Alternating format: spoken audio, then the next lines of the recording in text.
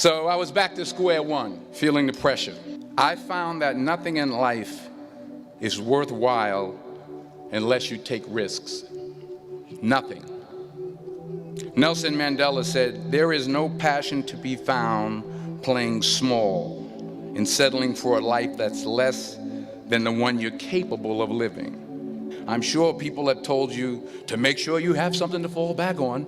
Make sure you got something to fall back on, honey. But I never understood that concept, having something to fall back on. If I'm going to fall, I don't want to fall back on anything except my faith. I want to fall forward. I figure at least this way I'll see what I'm going to hit. Fall forward. This is what I mean. Reggie Jackson struck out 2,600 times in his career, the most in the history of baseball. But you don't hear about the strikeouts. People remember the home runs. Fall forward. Thomas Edison conducted 1,000 failed experiments. Did you know that? I didn't know that. Because the 1,001st was the light bulb. Fall forward. Every failed experiment is one step closer to success. You've got to take risks, and I'm sure you've probably heard that before, but I want to talk to you about why that's so important. First, you will fail at some point in your life. Accept it. You will lose. You will embarrass yourself. You will suck at something. There's no doubt about it. Embrace it, because it's inevitable, and I should know. In the acting business, you fail all the time. Early on in my career, I auditioned for a part in a Broadway musical. Perfect role for me, I thought, except for the fact that I can't sing. So I'm in the wings, I'm about to go on stage, but the guy in front of me, he's singing like Pavarotti. He's just, he's just going on and on and on, and I'm just shrinking. I'm getting smaller and smaller. So I assumed I didn't get the job. But the next part of the audition, he called me back. The next part of the audition is the acting part of the audition. So I'm like, hey, okay, maybe I can't sing, but I know I can act. So they pair me with this guy, and again, I didn't know about musical theater. And musical theater is big, so they can reach everyone all the way in the back of the stadium. And I'm more from a realistic, naturalistic kind of acting where I didn't get the job.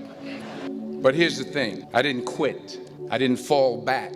I walked out of there to prepare for the next audition, and the next audition, and the next audition. I prayed, and I prayed, but I continued to fail, and fail, and fail. But it didn't matter, because you know what?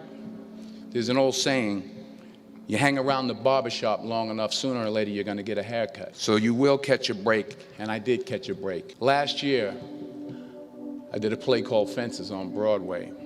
Won the Tony Award. But here's the kicker. It was at the Court Theater. It was at the same theater that I failed that first audition 30 years prior.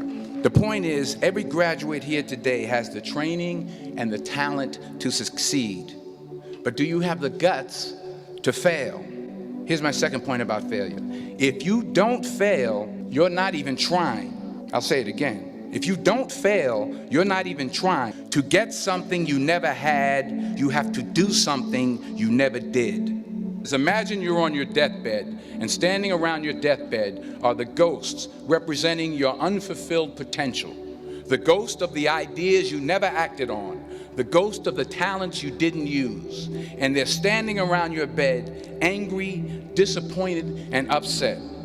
They say, we came to you because you could have brought us to life, they say. And now we have to go to the grave together. So I ask you today, how many ghosts are going to be around your bed when your time comes? The world needs a lot, and we need it from you, because remember this. So you got to get out there. You got to give it everything you got, whether it's your time, your talent, your prayers, or your treasures. Because remember this, you will never see a U-Haul behind a hearse. You can't take it with you. The Egyptians tried it, and all they got was robbed. So the question is, what are you going to do with what you have? Some of you have the gift of long suffering, whatever it is, whatever your gift is. What are you going to do with what you have? All right, now here's my last point about failure. Sometimes it's the best way to figure out where you're going. Your life will never be a straight path. I was 20 years old. I was at my lowest point. And then one day, and I remember the exact day, March 27th, 1975, I was helping my mother in her beauty shop, and there was this older woman who was considered one of the elders in the town, and I didn't know her personally, but I was looking in the mirror, and every time I looked at the mirror, I could see her behind me, and she was staring at me. She just kept looking at me. Every time I looked at her, she kept giving me these strange looks. So she finally took the dryer off her head and she said something I'll never forget. First of all, she said, "Somebody give me a piece of paper. Give me a piece of paper." She said, "Young boy, I have a prophecy, a spiritual prophecy." She said, "You are going to travel the world and speak to millions of people." Now, mind you, I'm 20 years old. I'm flunked out of school. In fact, like a wise ass, I'm thinking to myself, maybe she's got something in that crystal ball about me getting back into school next fall. But maybe she was onto something, because later that summer, while working as a counselor at a YMCA camp in Connecticut, we put on a talent show for the campers. And after the show, another counselor came up to me and asked, "Have you ever thought about acting? You're good at that." So when I got back to Fordham that fall, I got in and I changed my major once again for the last time. And in the years that followed, just as that woman prophesied, I have traveled the world and I have spoken to millions of people. You'll see what I mean about taking risk or being willing to fail. Because taking risk is not just about going for a job. It's also about knowing what you know and what you don't know. It's about being open to people and to ideas. To not only take risks, but to be open to life, to accept new views, and to be open to new opinions.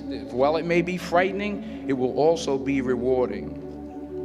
Because the chances you take, the people you meet, the people you love, the faith that you have, that's what's going to define you. Never be discouraged, never hold back, give everything you got.